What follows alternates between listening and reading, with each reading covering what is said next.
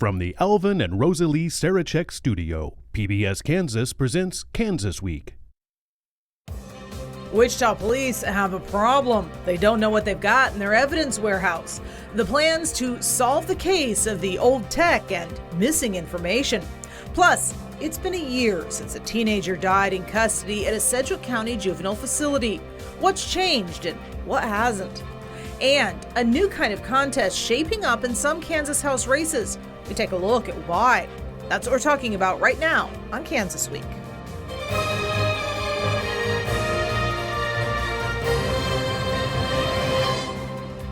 I'm Pilar Pedraza, and this is Kansas Week. We'll get to all those stories in a bit, but first, let's take a look at the governor's race. I know that's top of the mind for all of our political-aholics, with the battle this week for your vote heating up as the clock ticks down. Business and education headed the topics under debate this week in the governor's race, with Laura Kelly unveiling her plan for a second term, calling it the road ahead. It asks for an immediate end to grocery sales taxes, as opposed to the current phase-out plan the legislature passed. The governor's roadmap also includes a proposal to expand tax relief for the elderly by $50 million and create a 3-day back-to-school sales tax holiday. Kelly says her plan is designed to help every Kansas family save money without raising taxes. Derek Schmidt called the plan a bit late, saying he'd laid out his proposals weeks ago. This was during a visit to Park City, where he toured a transportation business and spoke with small business owners about what they want from their governor. We've worked closely for a long time, and I've always thought that the "we're from Topeka, we're here to help" approach is not a very helpful approach. That listening to folks who are actually out in the marketplace making decisions, seeking capital, hiring people, trying to hire people. The visit and tour was designed to show off his recent endorsement by the National Federation of Independent Business Owners. I'm former Governor Mike Hayden, a lifelong Republican. Meanwhile, Governor Kelly trotted out her own endorsement from across the aisle, the second former Republican governor to pick her over the Republican nominee.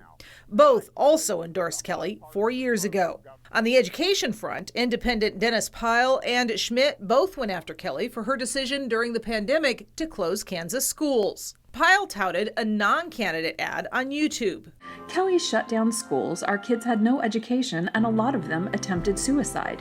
And Schmidt toured a private school in Wichita, Urban Prep Academy, saying he wanted to learn more about what has changed in education and parents' desires since the pandemic shutdown. We understand we have a moment right now in the post-lockdown, post-disruption period when so many more parents want to be engaged with their child's individual education. And we need to make sure as policymakers we're making those options as available as possible, supporting those different choices. And in the last 24 hours leading out to the recording of this episode, also Derek Schmidt making headlines for joining a lawsuit against President Biden over the school loan cancellation program.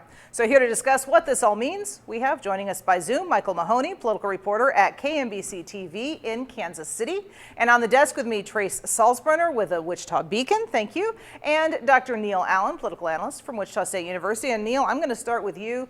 Lots of activity in the Wichita area as well as western Kansas on the governor's race. What does that tell us about the state of this race? Well, I mean, that's to be expected because while Northeast Kansas has the highest concentration of voters, but for either candidate to win the governor's race, they're going to have to probably win the vote here in Wichita and Sedgwick County, and for Governor Kelly avoid losing too badly in western Kansas, and for Attorney General Schmidt do very well in that area.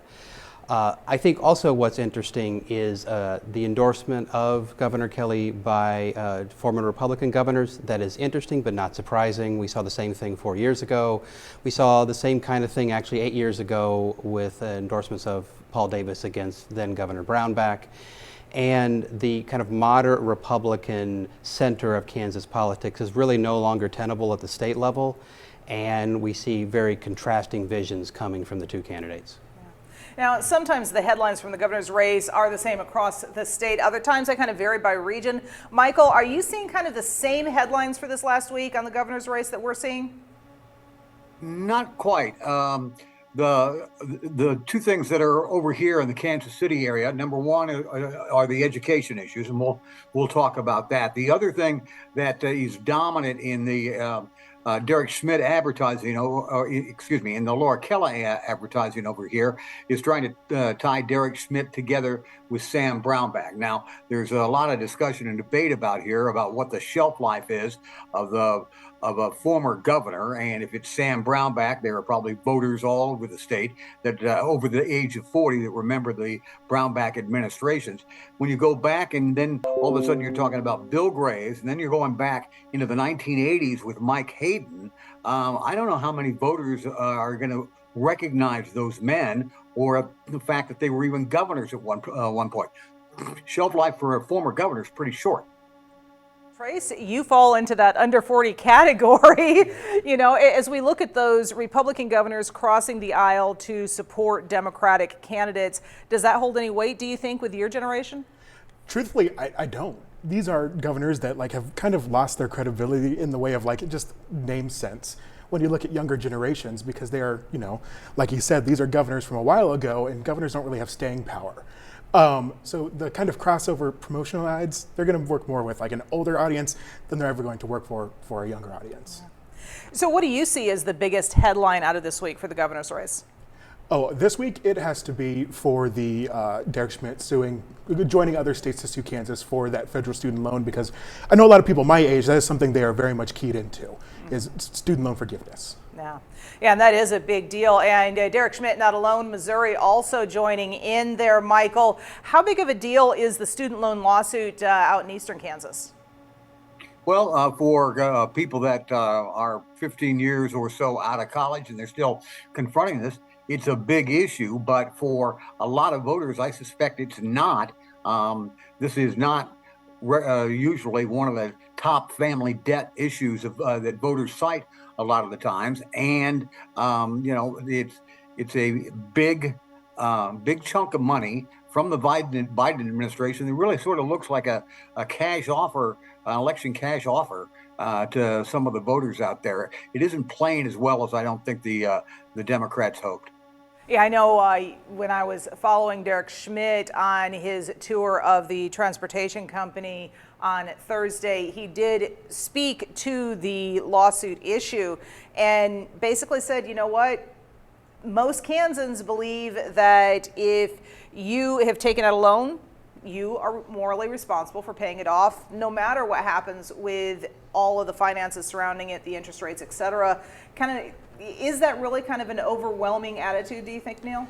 Well, the student loan forgiveness issue is one that really shows how broken our higher ed funding system is, and I'm an interested party in this because I'm a college professor at a state institution that, like every state higher ed institution, depends upon federal support. And also in Kansas, like most states in the United States, the state's proportion of funding of higher ed has dropped precipitously over the last 40 years or so. A lot of the gap has been made up by federal loans, which are a much worse way of funding. And the Biden administration is trying to have a Band-Aid on a giant problem. But also Schmidt is showing that he, as Attorney General, has a priority in suing the federal government. And I think also Republican Attorney Generals across the country have that same kind of orientation. And if Chris Kobach is our next Attorney General, that's going to be probably cranked up to 11. So I think that tells us something about what state government is for Republicans as opposed to Democrats. Okay. Well, we're going to move on from the governor's mansion to the state house as we look at the Kansas House races. An interesting new trend shows up. A handful of the contested races aren't necessarily Democrat versus Republican, but Republican versus Libertarian. Cake's Jackson Overstreet takes a look at where this new trend is coming from. Soon it'll be that time again for Kansans to cast their vote, with the November election just a few weeks away. But for some voters, when they look at their ballot for state representative, they won't see the typical Republican versus Democrat choice. Instead, it'll be Republican versus Libertarian. It's pretty clear that there has always been a strong, not majority, but nonetheless a strong libertarian streak amongst the people that made up the Republican electorate here in Kansas. Friends University political science professor Dr. Russell Arbin Fox says there could be a growing divide amongst conservatives in Kansas over social issues. He says a good example of this was the vote on the Value Them Both amendment. We had a lot of Republicans voting no. And why were they doing that? Because on some level, they valued personal freedom, because they valued individual choice. So with this divide and the fact that Democrats do not run candidates in certain districts, does this mean we'll see more third-party challenges in heavy Republican areas? It's possible. On paper, you can take a look at these developments and you could say, yeah, it would make sense that we would see this happening. But Dr. Fox says it's too early to tell. However, this year could help build momentum for a third party. And if you actually do see libertarians getting elected to the state legislature, that's going to really put some wind behind the Libertarian Party. They're going to be more willing to go out there and knock doors. And we are seeing more interest in maybe a third-party option, both in Kansas and across the country. You've got Liz Cheney talking about it. You've got various different candidates going independent or talking about forming third parties. And right here in Kansas, we've got 2 third-party candidates for governor. Well, that's right. Although, if you want to make the worst bet on American politics you can make, bet on somebody from a third party winning the Kansas governor's race. And also the fact that we see libertarians filing for office in seats where there aren't Democrats says more about just the individuals that are libertarian interested in those areas and they're willing to do the work of getting on the ballot. The fact that Democrats aren't on the ballot in these seats really has to do with the fact that they're completely safe.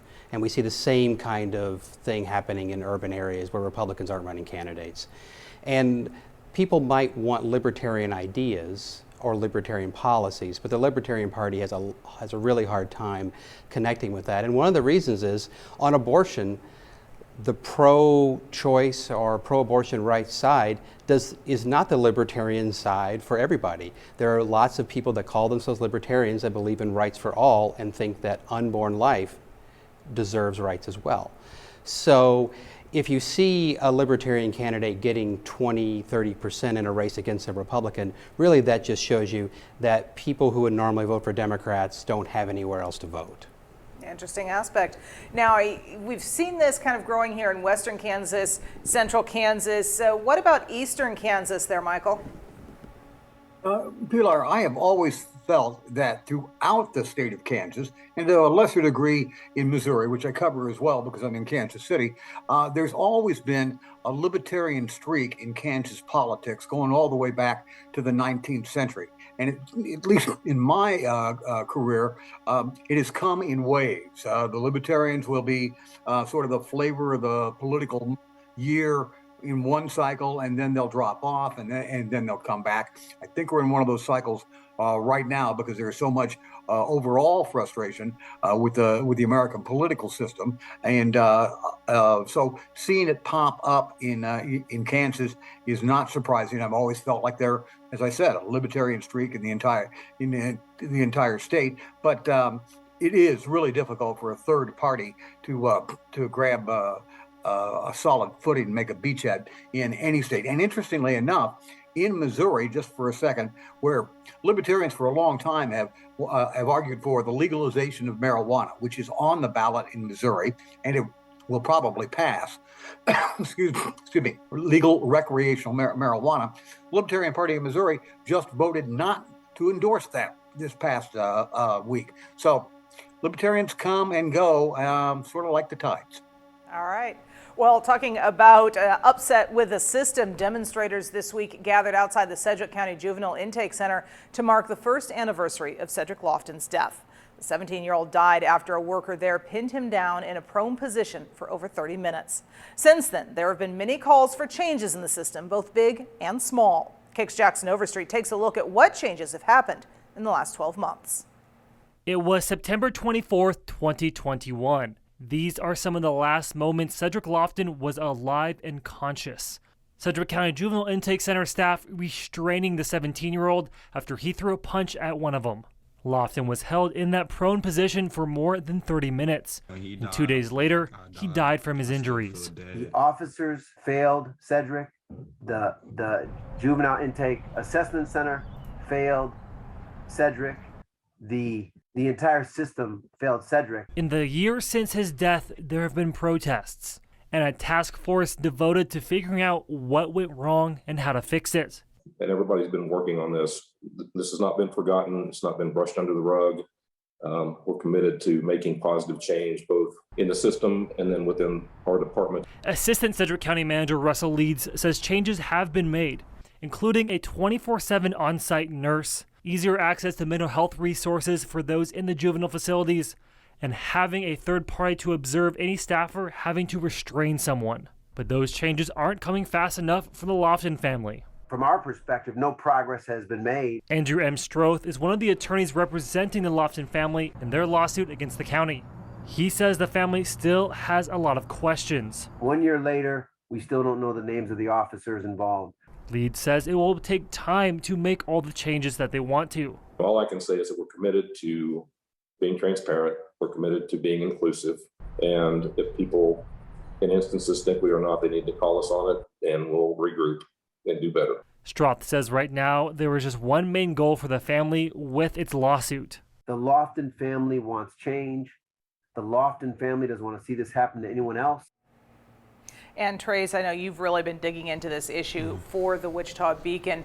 What can you add to this report as far as what changes have and haven't happened?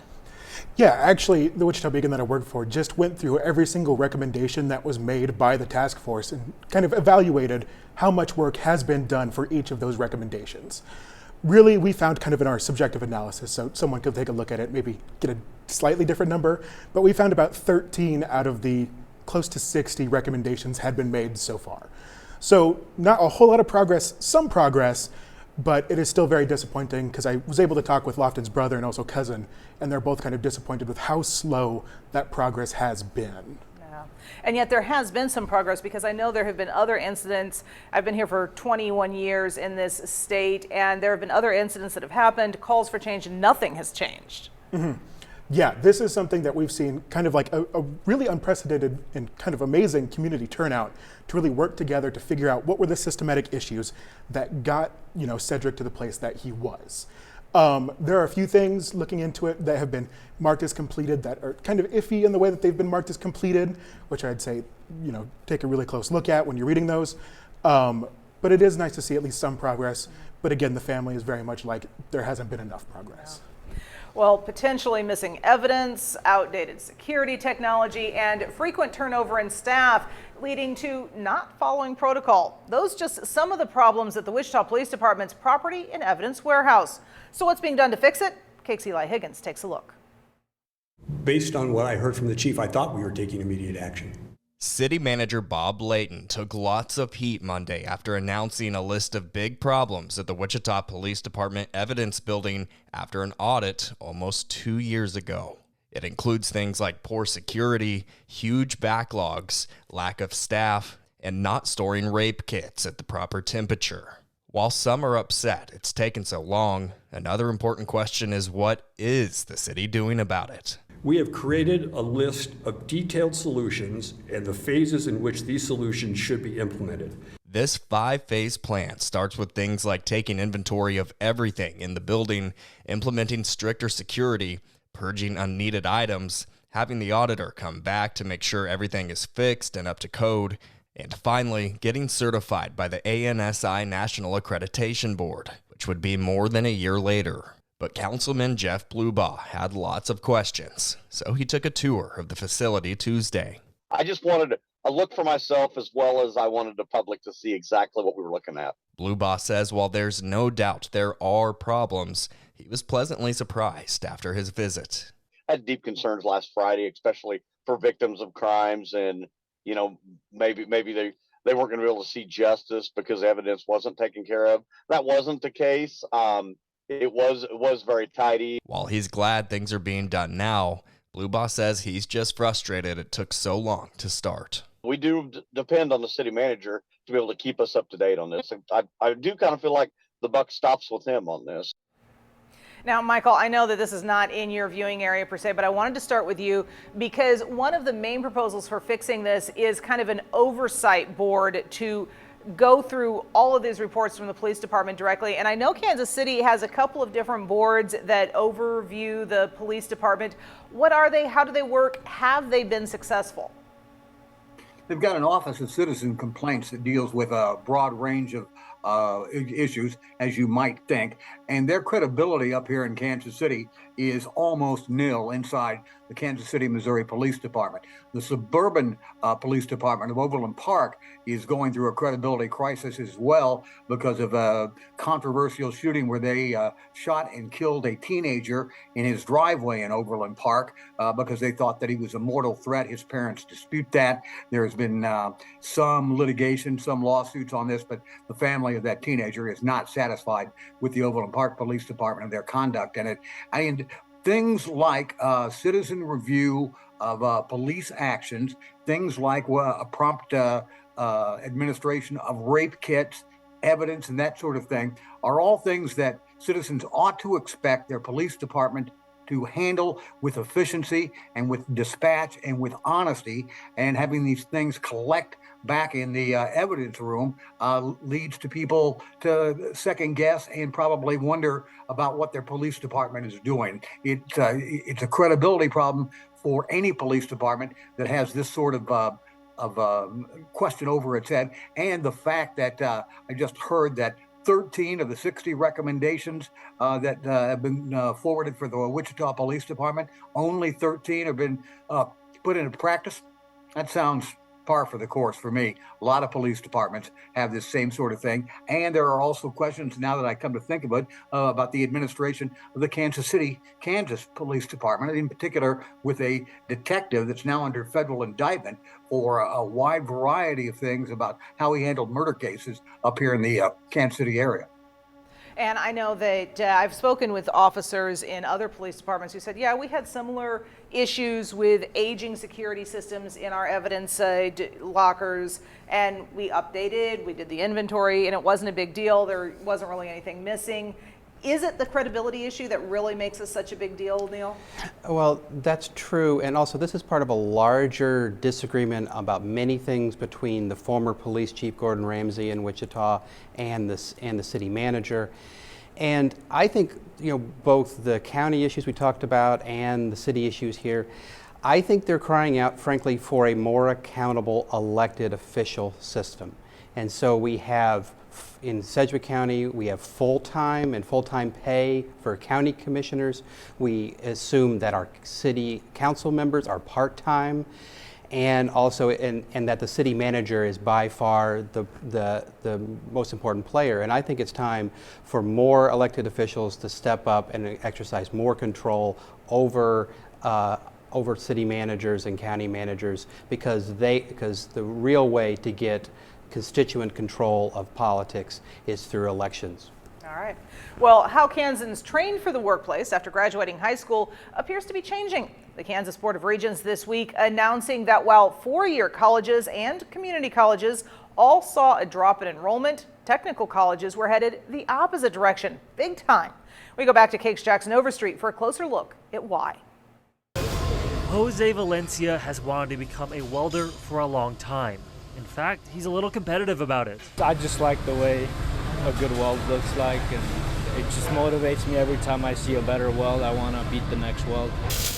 Valencia joined the WSU Tech welding program earlier this summer to kickstart his career. I noticed that there's a lack of welders, and I just wanted something to do that's worth my time. Valencia is part of a growing trend that most Kansas technical colleges have seen over the last few years, a major jump in enrollment. We are seeing growth across every one of our industry areas. Thursday, the Kansas Board of Regents released its enrollment numbers for all state schools. WSU Tech grew almost 18% in the last 5 years. Salina Tech, 39%. Flint Hills and Emporia, 41%. So what's driving this? And people are able to get into the workforce within a year, within 2 years, and they're not going to have significant amounts of debt.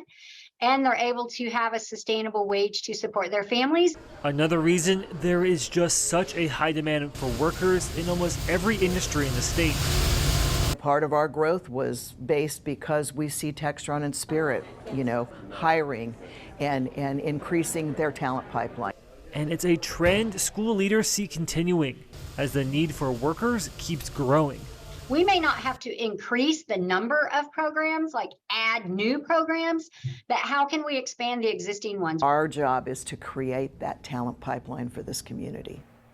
And I know as we were discussing this issue in our newsroom when the story first came up, that we identified so many different possible factors leading into this. You do a lot of coverage of education. Trace, what are the things that you're seeing that might be part of the reason for this? Well, I think it's got to be a drive from rural schools. I know I grew up in a rural school. Something that I've been looking into is specifically because there's this push for people coming back into the workforce quickly and with the least amount of debt. And there's kind of this shift coming up in rural schools that this is the way that you can do it to get those jobs quicker and more reasonably and without that debt that you get going into a traditional four-year college. Now, of course, we've talked a lot about technical schools, but Neil, you work in a four-year university. Slightly different story there. What do you see as the biggest headlines out of this enrollment numbers? Well, if you look at state higher education institutions in general that are governed by the Kansas Board of Regents, actually the numbers aren't nearly as good. And that we, and it is great that we see technical colleges doing better, and also WSU Tech is our partner at WSU, and also, they not only feed people into important jobs like welding, but they also feed students to us too. And so, I'm speaking here in my own interest. But also, I like to say that in Kansas we have, in a lot of ways, a single higher education system that depends upon stability and regularity of the educational outcomes and programs that we can provide. And right now we have a crisis, frankly, at our sister college at Emporia State, where 30 or more members of their faculty have had tenured positions eliminated. And I wonder whether we are going to be able to continue to operate a high quality higher ed system if faculty are not supported. Well, we're going to have to leave that question up in the air. Michael, Neil, Trace, thank you all again for joining us this week. We are out of time. I hope you and the audience have enjoyed our discussion. We'd also like to thank our news partners at the Wichita Eagle, Cake News, and KSN News for sharing their materials with us. We'd love to continue the conversation with you. Just look for Pilar Pedraza TV or PBS Kansas on Facebook, Twitter, or Instagram. For now, stay safe and have a great week.